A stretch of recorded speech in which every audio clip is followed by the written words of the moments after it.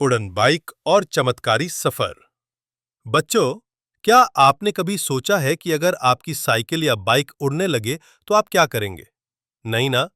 तो चलिए आज मैं आपको मिलवाता हूं एक ऐसे ही लड़के से जिसका नाम है आर्यन और उसकी उड़ने वाली बाइक से। आर्यन एक 10 साल का होशियार, जिज्ञासु और थोड़ा सा अकेला लड़का था।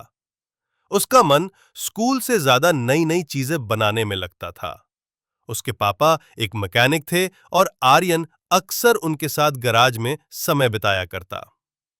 एक दिन पापा ने मजाक में कहा, पापा कभी अपनी साइकिल में पंख लगा दो तो क्या पता वो उड़ने लगे। बस फिर क्या था, आर्यन ने उस बात को दिल पर ले लिया। वो अपने छोटे से गैराज में दिन रात मेहनत करने लगा।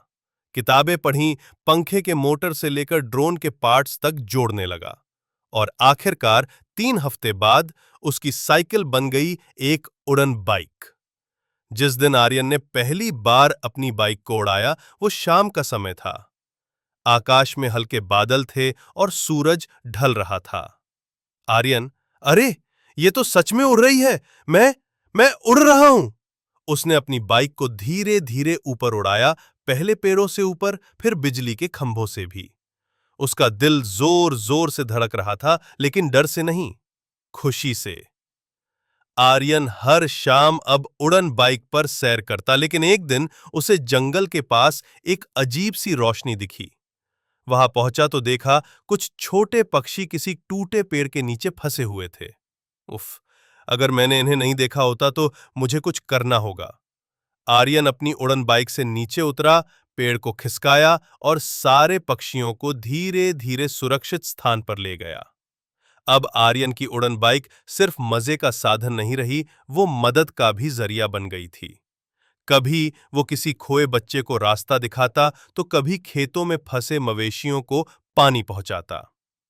एक दिन गांव के प्रधान जी ने सबके सामने कहा, आर्यन, तुम हमारे गांव के हीरो हो।